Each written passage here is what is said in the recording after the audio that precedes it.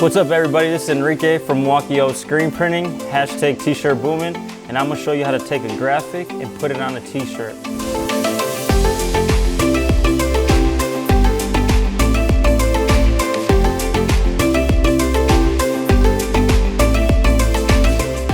Step 1, make sure your logo or your image is print ready. So as you can see here, I have the Oats Screen Printing logo into Adobe Illustrator. And what I'm going to do is I'm going to separate the colors. If you notice, this is a 3-color print.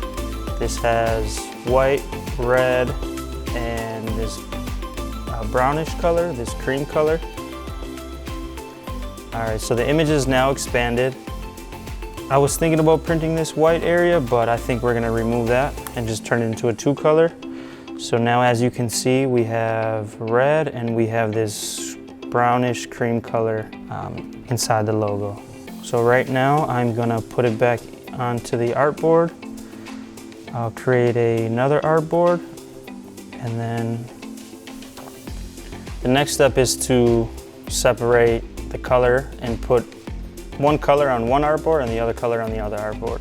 So in order to do that, I'm going to select the red, click on the red leaf that's in the logo, go to select, hit same, go to fill color, and now all of the red is selected.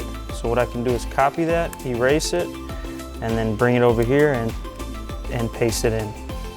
So now that the images are separated, you see on this side the red Oats Screen Printing logo is here, and then on the left there is the brown cream color filler of the logo. So what we're going to do with these is we'll turn them both black and print them. So now our artwork is film ready, and the next step is to print these on transparencies.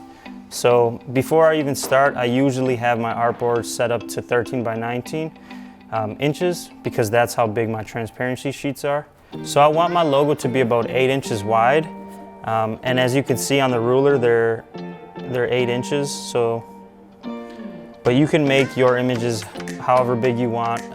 And I usually pull up the ruler on Adobe Illustrator because it kind of helps me like gauge the size so I don't have to guess. And it's just a good way to talk with clients and make sure that they're getting what they want, the sizing is correct. But for me, I like my logo to be 8 inches. So the next step will be to take this and print it on transparencies. So this is how you get your logo ready to print, color separated, transparencies printed, and the next step will be to actually burn the screens and get them ready to print. Now that our transparencies are printed, the colors separated, the next step is to pick one of the transparencies and go ahead and burn it. So the first step that I'm gonna do is just kind of place it in the center of the light box, and then I'm gonna grab a screen,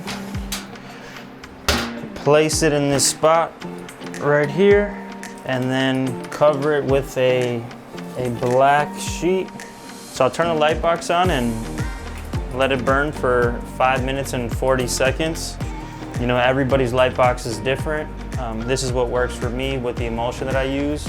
So now that our screen is burned and ready to go, the first thing I'm gonna do is kind of lay out a shirt on the palette. And in order to do that, I'm gonna spray the palette with an adhesive. The reason why I'm doing this is because this is a 2-color shirt, and the adhesive allows the first layer to get printed and lifted up and flashed. Flashed is just the process of like curing it, but not curing it all the way so that the image is dry when you touch it, so that when we put the next image on it, the placement of the first image doesn't move. Now that the shirt's on here, I'm gonna place the screen and kind of get it lined up and centered. All right, so now that the screen is in the middle and at a place where I want it, I'm gonna tighten these adjusters and kind of lock the screen in so it doesn't move. So now that it's locked in, I'm gonna lift up the screen and fix the shirt so that the image prints about 4 fingers down from the neckline. The next step is to tape up the screen to block off the areas where there isn't any emulsion.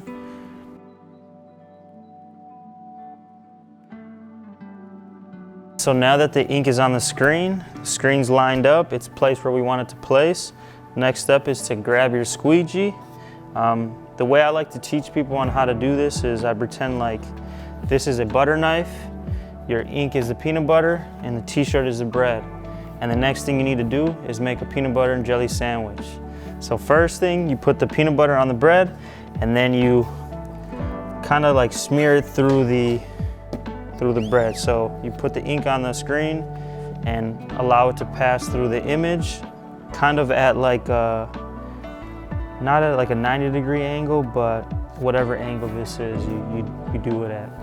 So you kind of let the ink pass through, and then you keep it where it is, and then you drive it in with force. So keep it at that same angle, just apply some force and push forward. So now that the ink passed through, you notice that once you push it through, you can see your stencil again. So you lift it up. Notice that the image didn't move because of the adhesive we put down. And the next thing you have to do is you have to flash it. All right, so the flash is a heater. So it heats up to about 350 degrees, depending on the ink you use. That's what works for this ink. So you flash it for about 15 to 20 seconds, and that allows the image to dry, but not fully dry. And the purpose of having it to dry is because we're gonna place another color on top of it. So we don't want the ink to get stuck to the other screen and kind of make things messy.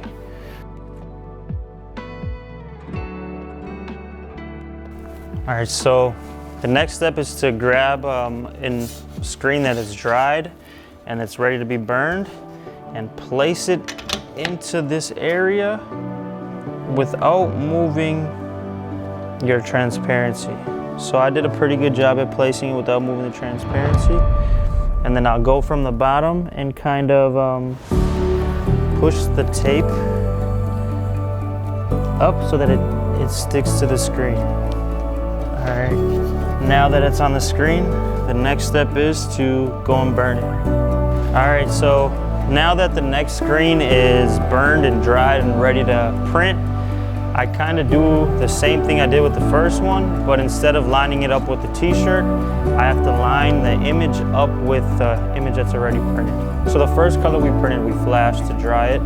The second color we printed, we don't need a flash because the image is already done. So the next thing that we need to do is remove it from the palette and place it on the conveyor dryer. This allows the ink to dry completely.